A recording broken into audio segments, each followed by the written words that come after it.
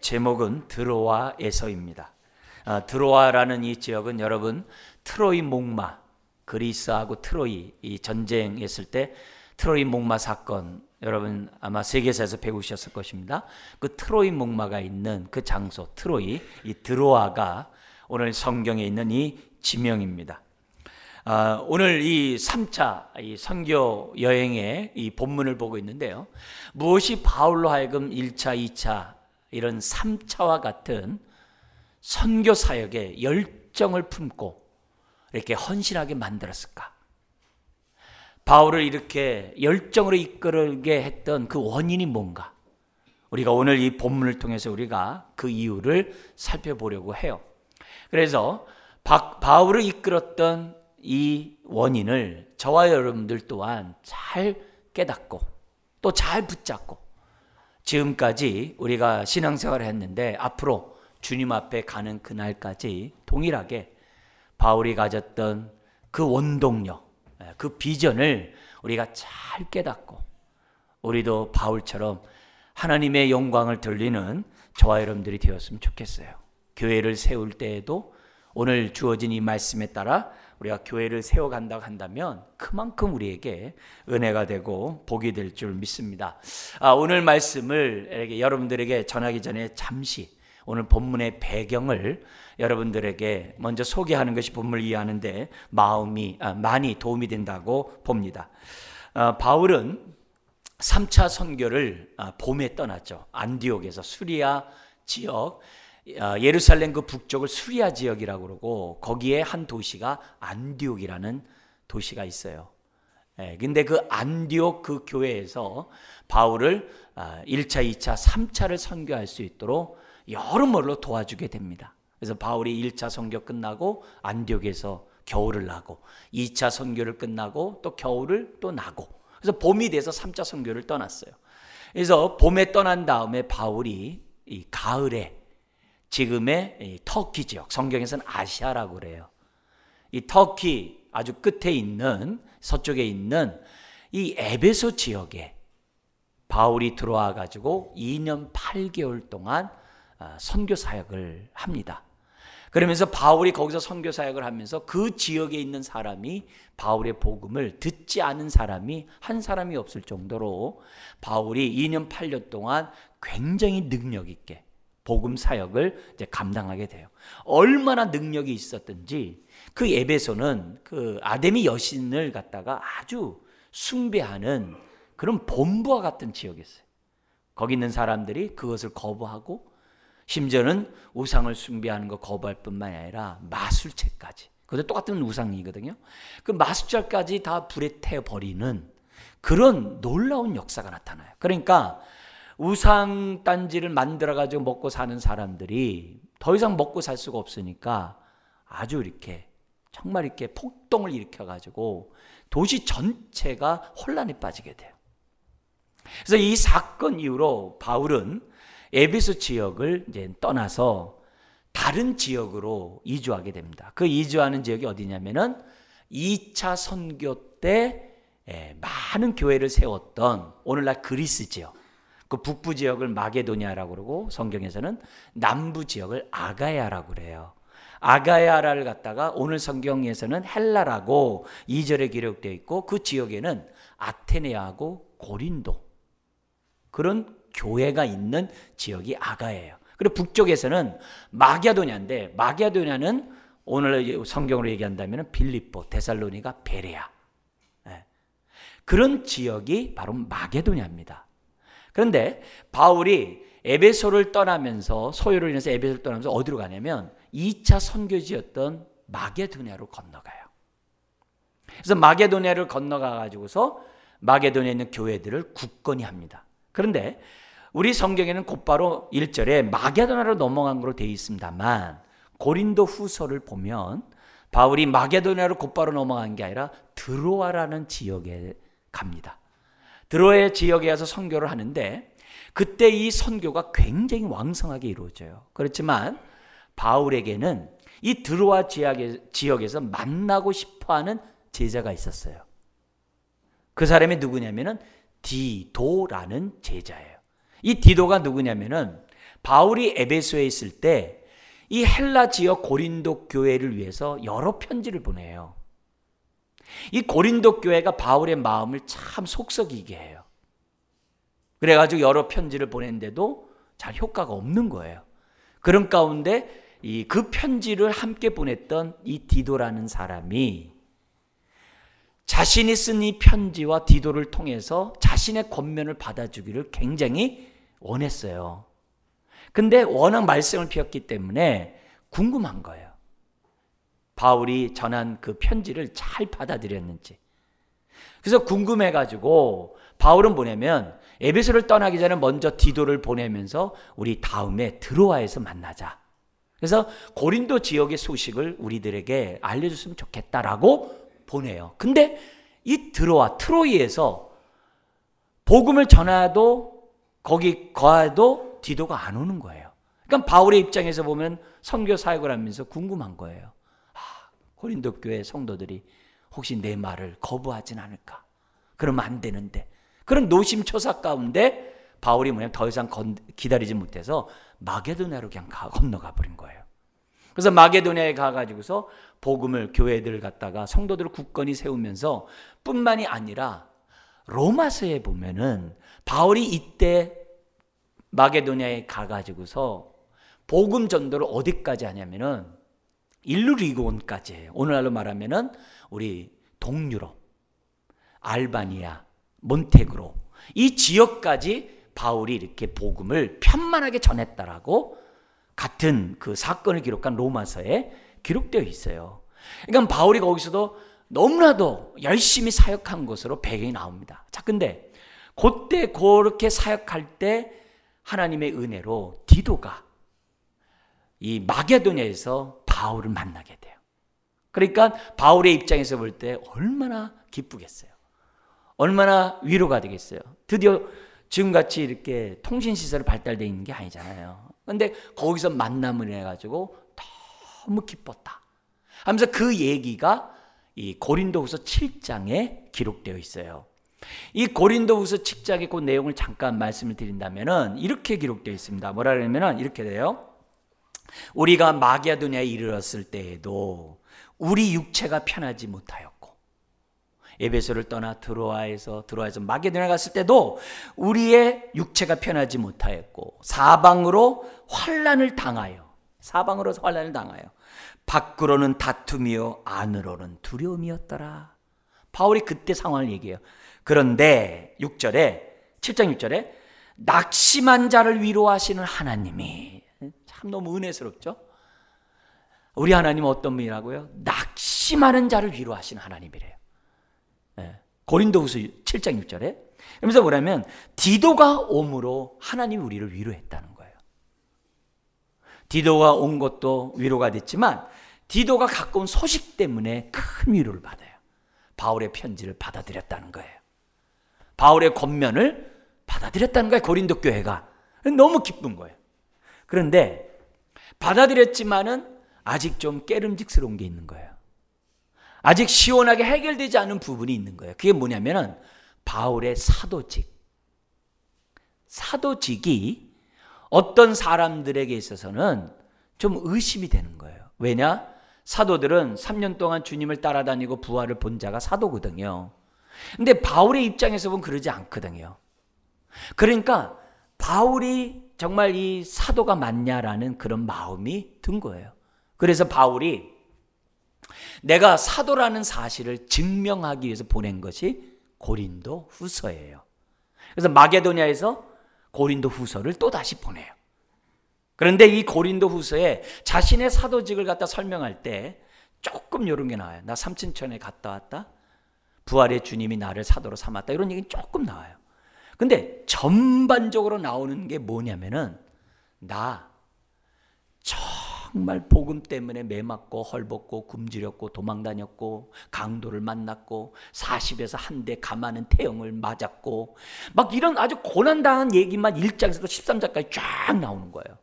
이 말이 무슨 말이냐면 내가 이렇게 죽을 고비를 넘기면서까지 왜 복음을 위해 헌신하고 복음을 위해 사느냐? 다른 거 아니다. 하나님이 나를 이방인의 사도로 부르셨기 때문에 내가 이와 같은 죽을 고비를 당하면서까지 내가 지금 복음을 전한다 이렇게 얘기합니다. 자신의 사도직을 신비스러운 것으로 얘기하는 게 아니라 예수의 흔적, 고난의 흔적을 가지고 자신의 사도직을 설명한 것이 바로 뭐냐면 고린도 후서예요. 그러면서 플러스 하나가 더 있어요. 고린도 후서. 고린도 교회에게 얘기하면서 지금 예루살렘이 기근을 당해가지고 사람들이 죽어나가는데 그 사람들을 위해서 구제비를 걷자고 벌써 내가 오래전에 얘기했는데 고린도 교인들이요, 왜 동참하지 않냐고. 너희들은 부자라서 그냥 마음만 먹으면 돈이 모일지 모르지만은 그렇게 구제하지 말라고. 왜냐하면 돈이 문제가 아니라 그거 하면서 기도하는 것이 더 중요한 거 아니겠어요? 그죠? 그러니까 그러면서 뭐냐면 고린도후서에 뭐냐면은 이 마게도냐 성도들은 극심한 가난 가운데서도 예루살렘 성도를 위하여 풍성한 구제비를 냈다. 근데 너희들은 부자이면서도 어떻게 눈 하나 깜짝하지 않냐 하면서 구제비에 걷는데 열심을 내라고 편지를 보내요. 자, 그러니까 바울이 에베소를 떠나서 드로아에서 디도를 못 만나고 마게도로 간 이유가 목적이 있죠. 교회를 굳건히 하고 일루리곤까지 전도를 하고, 그럼 또 하나가 뭐예요? 구제비를 모금하기 위해서.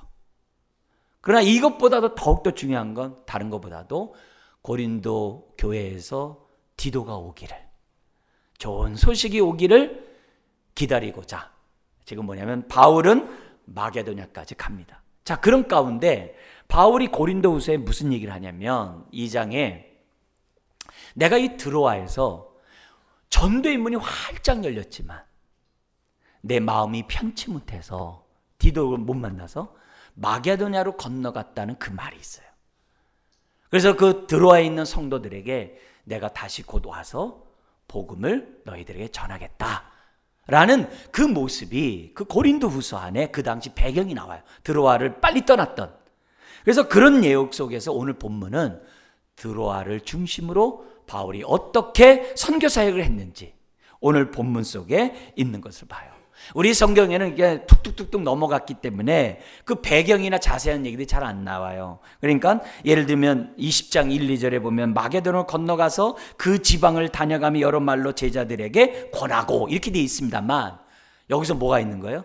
그들 교회를 빌립보, 데살로니가, 베레아 교회만 굳건히 한 게 아니라 저기 동유럽까지 전도했던 내용도 있고, 심지어는 무엇도 있어요? 고린도 후서까지 쓴 내용이 요 1, 2절에는 있는 거예요. 심지어는 헬라에 이르러, 그러니까 얘기하면 아테네하고 고린도겠죠.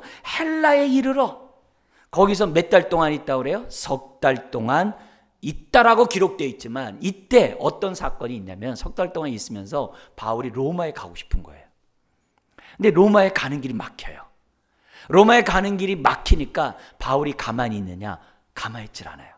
전도를 하면서 어떤 행동을 하냐면 로마서를 써요. 로마서를 썼기 때문에 2000년 동안 기독교에 아주 그 기초가 되는 말씀이 되거든요. 그러니까 자기가 선교할 수가 없으니까 로마서를 보내요. 바로 여기서. 이 기간 동안에.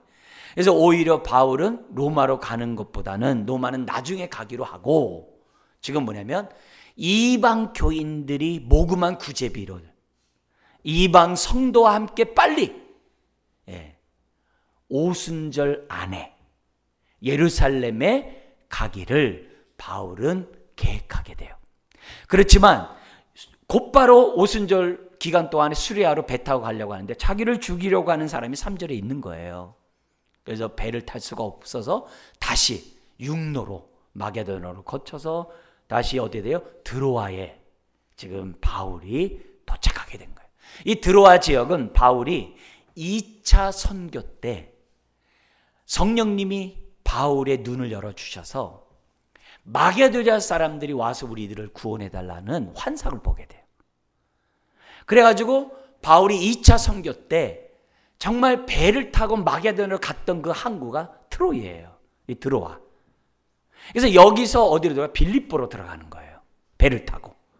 지금은 빌립보에서 오늘 본문에 보니까는 6절에 빌립보에서 배를 타고 닷새 만에 드로아에 도착한 거로 오늘 본문은 기록되어 있습니다.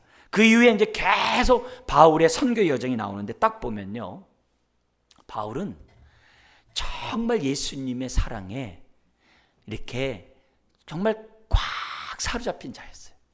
성령의 능력에 완전히 충만한 사람으로서 오늘 성경에 우리들에게 기록되어 있어요. 요즘 우리 말로 쓴다면 예수님에게 미친 사람이었어요. 네. 바울은 정말 어떻게 저렇게 사역할 수 있을까 할 정도로 정말 너무나도 놀라운 선교의 역사를 이뤘던 거 봐요. 도대체 뭐가 바울로 하여금 이렇게 정말 놀라운 선교에 대한 열정과 헌신을 하게 만들었을까? 오늘 그것을 우리가 배워야 한다는 거죠. 바울을 그렇게 이끌었던 그 원리가 있다는 거예요.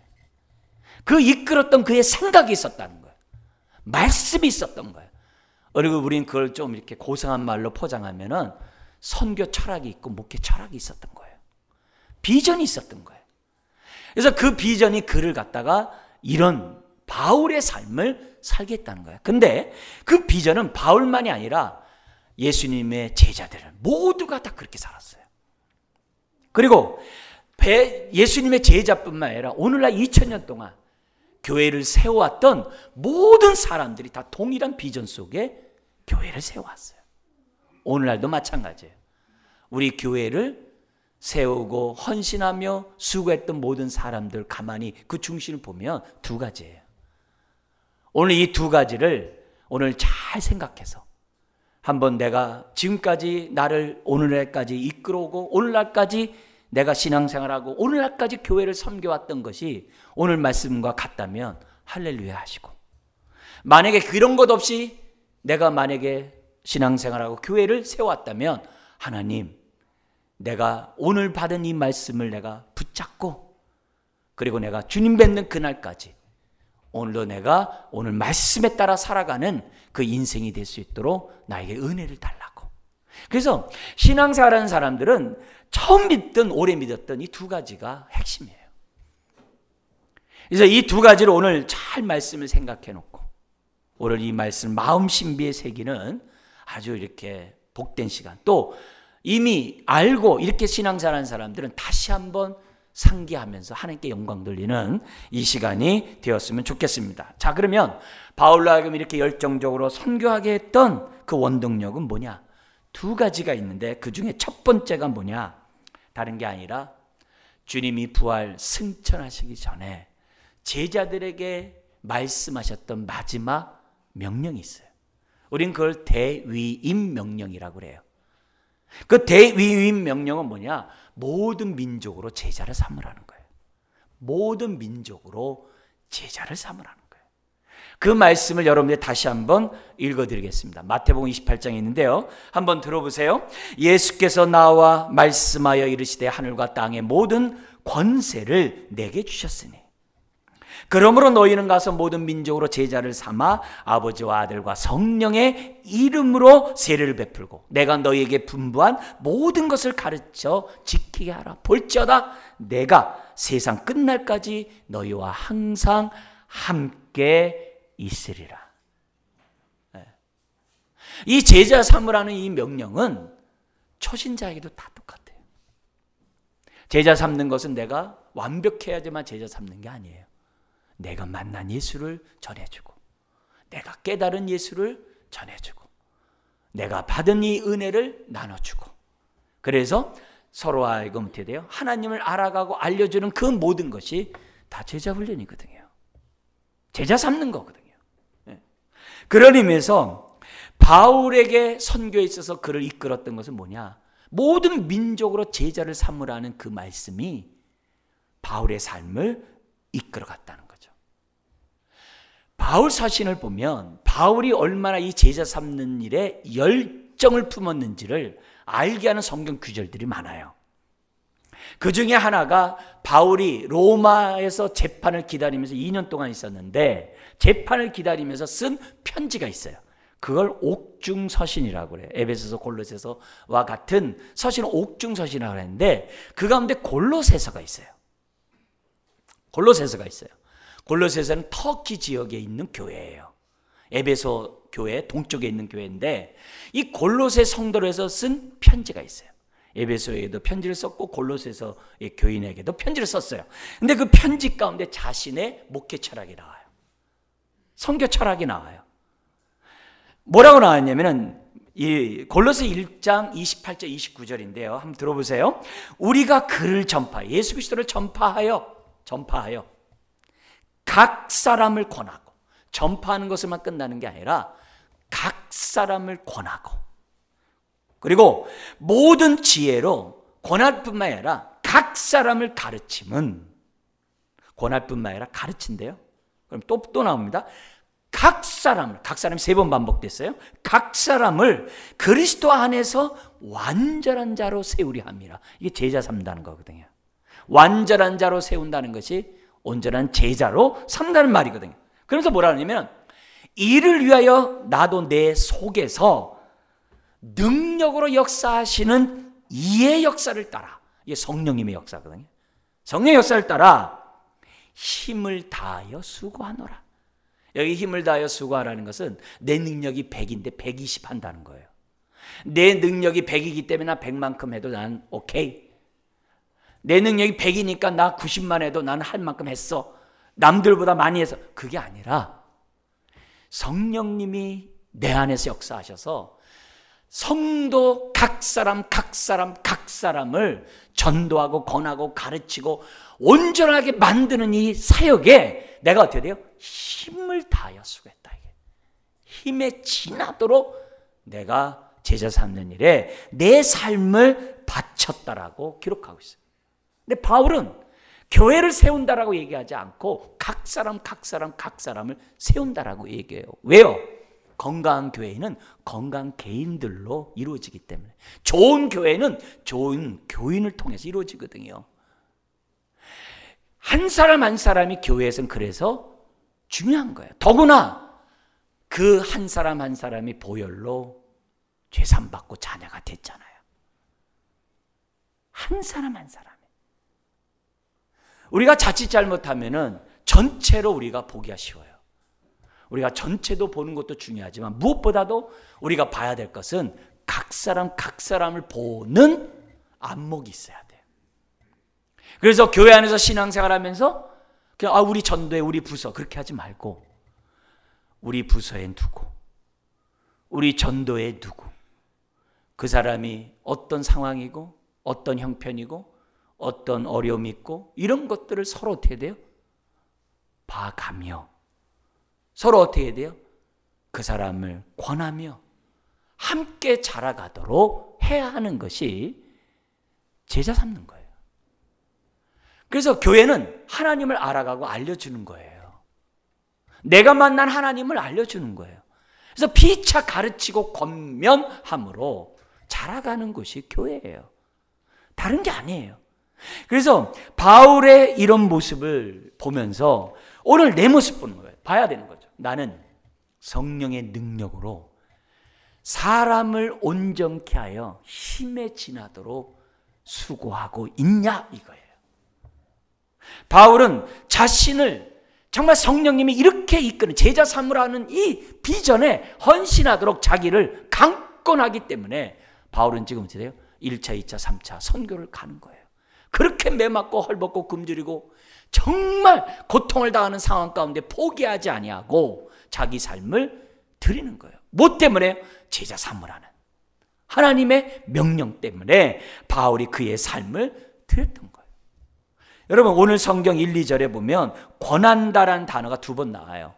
그죠? 마게도냐에서 권하고 이렇게 나오죠. 에베소뿐만 아니라 마게도냐에서도 권한다는 단어가 나와요. 이 권한다는 단어가 다른 곳에서는 뭐로 번역됐냐면 보혜사. 보혜사는 누구에게 주어진 명칭이죠? 성령님께 보호해주고 은혜를 끼치고 가르친다 라는 의미의 한자로 보혜사예요. 근데 이 보혜사 성령님을 보내주시면서 예수님이 제자들에게 하신 말씀이 있어요. 우리 예수님이 아버지께로 간다니까 제자들이 근심해요. 근심하는 제자들을 너무 안쓰러워서 얘기합니다. 내가 너희를 떠나는 것이 너희에게 유익이라. 유익이라. 이렇게 그래요. 내가 떠나야 하나님이 나를 통해 보혜사 성령님이 너희에게 오신다는 거예요. 그러면 고아와 같이 너희를 내버려 두는 것이 아니라 너에게 성령님이 오셔서, 성령님은 이제 아버지와 아들의 영이시잖아요. 성령님이 오셔서 고아와 같은 마음을 제거해주고 위로해주고 세임주고 격려하고 붙잡아주고 때로는 책망도 하고 가르치기도 해서 너희를 갖다가 뭐예요? 온전한 제자로 만들어주겠다라고 예수님이 말씀하셨어요. 바로 그 성령님을 보혜사라고 그래요. 보혜사라는 이 권하다라는 이 단어는 옆에서 이렇게 부르다예요. 힘들 때 옆에서 안아주고 옆에서 이렇게 어깨 토닥토닥거리면 위로가 되잖아요. 그 단어예요. 그 단어. 그래서 성령님이 왜 우리 가운데 오셨냐? 우리를 권하려고. 그 권한다는 단어 속에 너무나도 많은 게 포함되어 있는 거예요. 그래서 내가 신앙생활하면서 고아 같은 마음이 들 때마다 나는 왜 이렇게 외롭고 쓸쓸하지? 왜 나는 이렇게 힘들어? 왜 이렇게 나의 삶은 이렇게 풀리는 게 없지? 왜 되는 게 없어? 고아 같은 마음이 굉장히 많잖아요. 그런 마음이 들 때마다 여러분, 오늘 말씀에 따라 우리가 생각해야 돼요. 뭐냐? 내가 성령님과 참 무관하게 살고 있구나. 내 안에 예수 믿는 사람은 다 성령님이 안에 계시거든요. 함께 하시거든요. 성령님이 함께 하지 않으면 하나님을 아버지라 못 불러요. 성령님이 안에 계시지 않으면 예수님을 구세주하고 주라고 고백을 못 해요. 내가 한다는 자체가 성령님 내 안에 계신 거예요. 근데 내 안에 계시는 이 성령님을 느끼지 못하니까 고아 같은 마음이 드는 거예요. 그러니까 자꾸 어때요? 세상 것으로 그 외로움을 채우려고 해요. 다른 것으로 채우려고 해요. 누구 때문에 이런 마음 갖는다라고 탓해요. 아니에요. 그게 아니라 그럴수록 내가 성령과 무관하게 살았구나. 성령은 말로만 성령님 그랬지 성령님이 나와 아무 상관이 없었구나. 그래서 내가 다른 것에서 위로받으려고 하고 다른 데서 내가 뭔가 이렇게 나를 찾으려고 하는구나. 여러분, 성령님이 우리에게 오신 이유는 옆에서 나를 위로하기 위해 오신 분이에요. 나를 갖다가 책망도 하고 바르게 함도 있지만 근본적으로 위로의 아버지께서 우리에게 고아 같은 마음 갖지 말고 두려워하는 마음 갖지 말고 무서워하는 그런 염려 근심하는 그런 마음 갖지 않도록 하기 위해서 보내신 분이 성령님이세요. 그래서 내 마음이 허할 때마다 내가 성령 없이 살았구나. 오히려 그 시간에 기도해야 돼요. 성령 충만케 해달라고. 충만케 해달라고. 그러니까 바울이 1, 2절에서 에베소 교인들을 권하고 마게도냐 지역에 가서 권하고 이게 다 뭐예요? 성령의 사역인 거죠. 성령의 사역인 거죠. 그렇다면 오늘 저와 여러분들이 정말 성령의 사람으로서 내가 믿고 있다고 한다면 뭐가 나와야 돼요? 권하는 사역이 자꾸 이루어져야 되는 거죠. 그게 제자 삼는 거예요. 자꾸 위로해주고 붙잡아주고 정말 말씀 가운데 설 수 있도록 도와주고 그런 거 해야 되는 거죠. 우리 교회 성도님들 이 학교 우리 교회를 갖다 학교로 막 표현들 많이 하잖아요.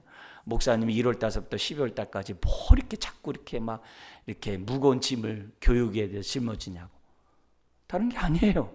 성령님이 그렇게 하기를 원하시는 거고 여러분들을 제자로 세우기 위해서 하는 일이에요.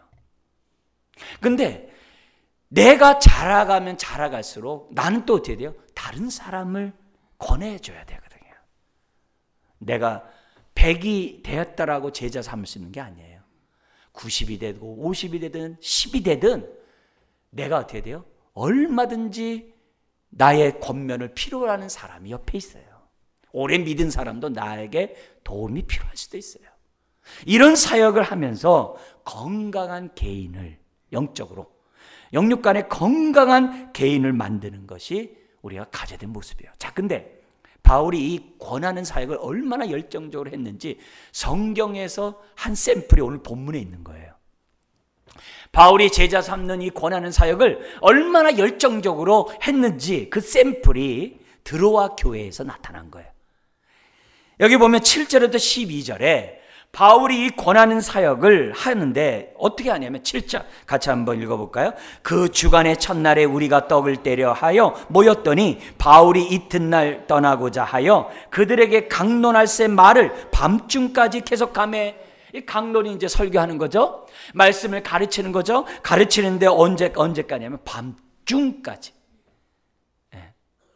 지금 그 주간의 첫날은 오늘날 말하면 주일이에요. 안식구 첫날이에요. 우리가 떡을 떼려 하기 위해서, 옛날에는 성만찬을 식사로 대용을 했어요. 성만찬이니까 떡을 떼려 하여 식사하게 모였는데 바울이 말씀을 전하는데 밤중까지예요. 그런데 사람이 많이 모였고 등불을 켰기 때문에 공기가 안 좋겠죠. 근데 바울의 설교를 듣던 사람이 너무 피곤한 나머지 좀 정신 차리고 듣고자 3층 창에 난간에 걸터 앉아서 공기가 시원하게 맞다는 거기서 말씀을 들으려고 집중하려고 하는데 바울이 밤중까지 말씀을 계속하니까 오늘 이 9절에 보니까 바울이 강론하기를 더 오래 하매 졸음을 이기지 못해서 떨어져 죽습니다. 난리가 난 거죠. 순간에 위기가 온 거죠. 그런데 10절에 바울이 설교를 멈추고 내려가서 그를 살립니다. 자, 근데 살리는 건 뭐 너무나도 많이 있었기 때문에 뭐 그건 특별한 일이 아니죠. 우리가 이 시간 보려고 한 게 뭐냐면 11절이에요. 같이 한번 읽겠습니다. 올라가 떡을 떼어 먹고 오랫동안 곧 날이 새기까지 이야기하고 떠나니라. 뭐야, 그걸로 끝날 만한데 이제 그만 잡시다 이럴 수 있어야 되는데 바울이 뭐예요? 그냥 철회를 해버린 거예요. 밥을 먹고 그냥 자기가 하던 강론을 계속한 거예요. 그러니까 바울도 대단하지만 이 드로아에 있는 이 성도들도 대단한 거예요. 이 성도들도 뭐냐면 말씀 한 말씀을 더 듣고자 바울을 갖다 뭐예요? 몸으로 눈빛으로 아주 그냥 강권하는 거죠. 더 얘기해달라고.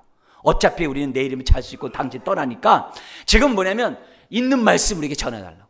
이미 바울은 로마서를 쓴 바울이잖아요. 아마 이 시간에 로마서를 다 했을 것 같아요. 밤새 로마서를 아마 다 가르쳤을 거예요. 그러니까 바울이나 그 성도들이나 하나님 말씀을 받는데 완전히 정말 그날 밤을 새워버리는 거예요. 뭘 느끼는 거예요? 바울이 얼마나 이 권하는 이 사역, 제자 삼는 사역에 헌신적이고 열심히 있었는지를 오늘 우리들에게 보여주는 거예요. 그렇다면 오늘 여러분들이 지금까지 신앙생활하면서 주를 아는 지식에 자라가고자 하는 열심이 오늘 드로아처럼 있냐 이게요. 네. 그거예요. 그리고 앞으로 주님의 제자로서 내가 자라가고자 하는 그 헌신이 우리들에게 이어져야 한다는 거죠. 목사도 마찬가지예요. 여러분들도 마찬가지예요. 우리가 자라가기를 멈추는 순간 우리 마음은 굳어지게 돼요. 우리가 자라가기를 멈추는 순간 정말 우리는 바리새인이 될 수가 쉬워요. 저와 여러분들은 끊임없이 자라가야 돼요. 그게 오늘의 내가 있는 하는 나의 비전이고 앞으로도 그렇게 나아가야 될 비전인 거예요. 그래서 우리는 건강한 개인이 돼야 돼요. 자, 근데 두 번째, 바울의 삶을 이끌었던 그 원동력이 이것만 있는 게 아니에요. 제자만 있는 게 아니에요.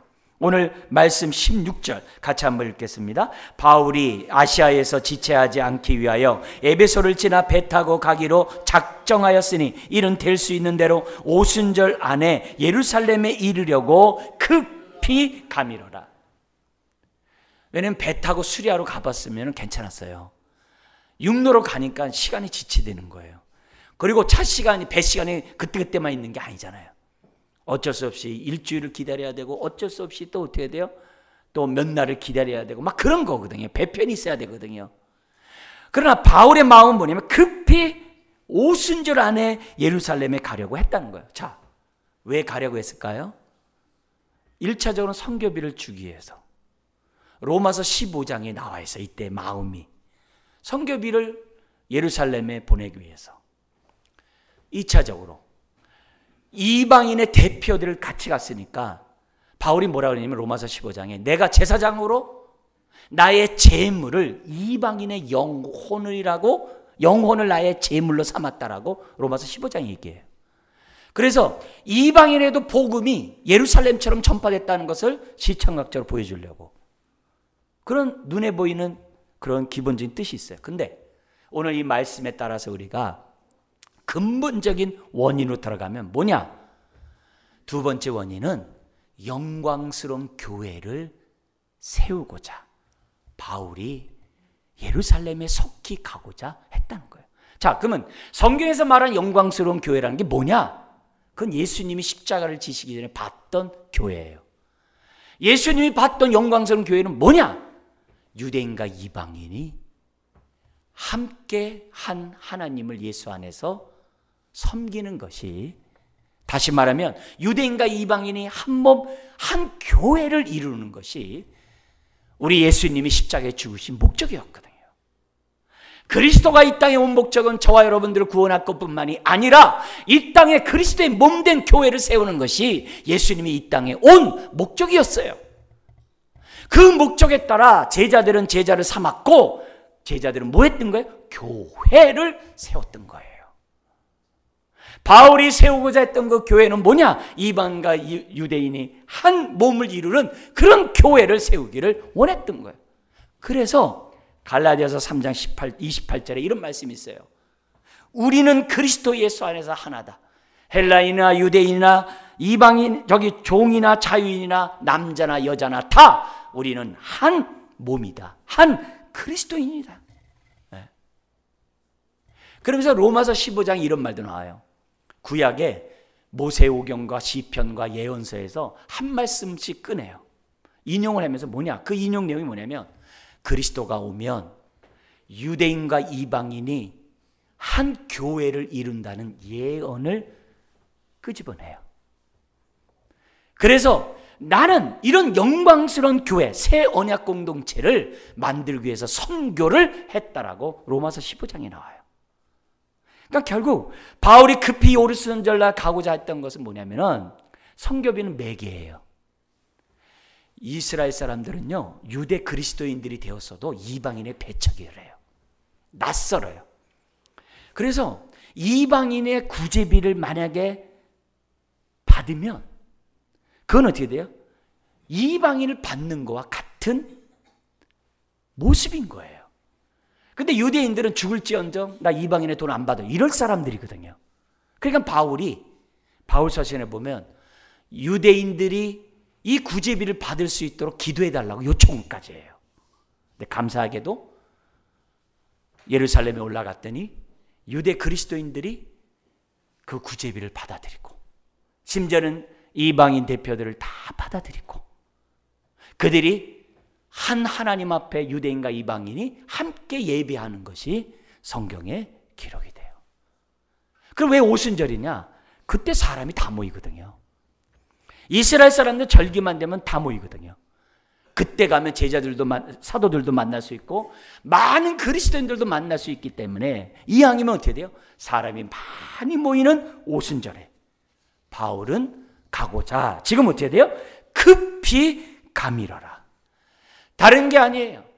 영광스러운 그 교회를 바울은 눈으로 목도하고 싶은 거고 주변 사람들로 하여금 어떻게 돼요? 유대인이나 이방인 모든 사람들이 그런 교회를 보게 하고 싶어서 바울은 급히 예루살렘에 올라갔던 것을 우리에게 보여줍니다. 사랑하는 성도 여러분, 바울은 예수 그리스도의 몸이 교회라는 것을 처음부터 깨달은 사람이에요. 언제요? 다메섹 도상에 예수 믿는 사람을 잡아다가 옥에 가두기 위해서 저 다메섹으로 가다가 부활의 주님을 만나요. 부활의 주님이 나타나서 말해요. 너 왜 나 핍박하냐? 당신 누굽니까? 나는 네가 핍박하는 예수다. 왜 나를 핍박하냐? 바울은 예수 믿는 사람을 핍박했지 예수님을 핍박한 게 아니거든요. 거기서 바울이 깨닫는 거예요. 아하, 예수를 믿는 것은 예수님과 한 몸 되는 것을 말하는구나. 예수를 믿는 것은 예수 그리스도의 몸의 한 지체로 부름받는 것을 말하는구나. 그걸 깨달아요. 그래서 바울은 사역 초기서부터 자기가 이방인의 사도로 부름받아서 정말 영광스러운 교회를 세우는 것이 자기의 사명인 것을 이미 처음부터 알았던 사람이에요. 그러니까 바울은 할 수만 있으면 이방인뿐만 아니라 유대인에게 복음을 전해서 심지어 내 동족 유대인이 예수를 믿는다면 나 죽는 것도 나는 아까워하지 않겠다라고 말하면서까지 이방인과 유대인들에게 복음을 전했던 것이고, 근데 이것을 눈으로 보게 해야 될 필요성이 있어서 바울은 지금 어떻게 돼요? 구제비와 이방 대표를 데리고 예루살렘에 급히 올라가려고 했다는 거예요. 자, 그렇다면 여기서 우리의 질문이 이거예요. 여러분들은 교회의 영광을 보셨습니까? 내가 죄사함받고 하나님의 자녀가 된 이것은 우리 다른 사람도 똑같이 보배로운 피로 죄사함받고 자녀가 된 사람이에요. 한 사람 한 사람에게는 그리스도의 피가 있어요. 피가 있다고요.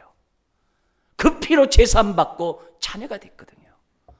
그래서 믿는 사람들이 모이는 그곳은 하나님의 영광이 함께할 수밖에 없는 교회가 되는 거예요. 그래서 그 두세 사람이 주의 이름 모인 곳에 내가 함께하겠다라고 말씀하신 거예요. 그래서 우리가 교회 생활이 신앙생활이잖아요. 교회 생활을 잘하려면 교회의 영광을 봐야지만 교회 생활을 잘하는 거예요. 영광을 본 사람이 어떻게 해요? 하나님이 나를 받으셨듯이 상대방도 받으셨다는 것을 깨달아요. 그래서 하나님이 받은 그 사람을 나도 배척하는 게 아니라 받게 되는 거예요. 그래서 용서가 있는 거고 용납이 있고 이해가 있고 오래 참음이 있는 거예요. 영광을 보지 않으면 오래 참지 못해요. 한 몸을 이루려고 안 해요. 혼자 신앙생활로 그냥 가요. 하나님의 은혜를 누릴 수가 없어요. 바울은 바로 그 영광스러운 교회를 세우고자 그렇게 자기 삶을 던졌던 거예요. 오늘 여러분도 마찬가지예요. 교회를 위해 봉사하고 헌신했어요. 근데 내 열심으로 헌신할 수도 있어요. 그러나 교회의 영광을 생각하면서 그리스도의 몸을 세우고자 내가 교회를 위해 봉사하고 헌신했다면 여러분 봉사할수록 기쁠 거예요. 봉사할수록 은혜 받았을 거예요. 봉사할수록 성령 충만했을 거예요. 그리고 그 삶을 더욱더 열심히 하고자 하나님 앞에 늘 아신 마음, 정말 하나님 앞에 죄송스러운 마음 속에 더 열심히 하고자 하나님의 은혜를 구하고 성령 충만함을 기대했을 거예요. 만약에 그것이 없다고 한다면 나의 열심과 헌신은 자기 열심이기가 쉬워요. 아니면 남에게 인정받고자. 오늘 이 말씀을 통해서 우리들이 바울이 이끌었던 그 열정은 제자를 삼고자 함과 영광스러운 교회를 세우고자 함이었다는 거예요. 오늘 지금까지 내가 이 자리에 오고 여러분이 예배 드렸을 때까지 이 두 가지가 이끌지 않았다면 앞으로 건강한 신앙생활 못해요. 지금이라도 이 두 가지를 붙잡고 나갈 때 훗날 주님 앞에 설 때 기쁨으로 설 수 있어요. 건강한 개인, 건강한 교회를 세우는 것이 오늘 우리들이 신앙생활하는 데서 매우 중요한 신앙적인 요소라는 것을 기억하시고 이걸 우리들의 비전으로 삼아야 돼요. 마지막 여러분 질문하겠습니다. 여러분 제자입니까? 또 제자 삼고 있습니까? 여러분 그리스도의 한 몸으로 부름받으심을 믿으십니까? 여러분 교회를 세워가고 있습니까? 오늘 이 말씀이 나에게 영이요 생명이 되시길 주의 이름 축원합니다. 기도하겠습니다. 하나님 아버지, 우리 안에 계신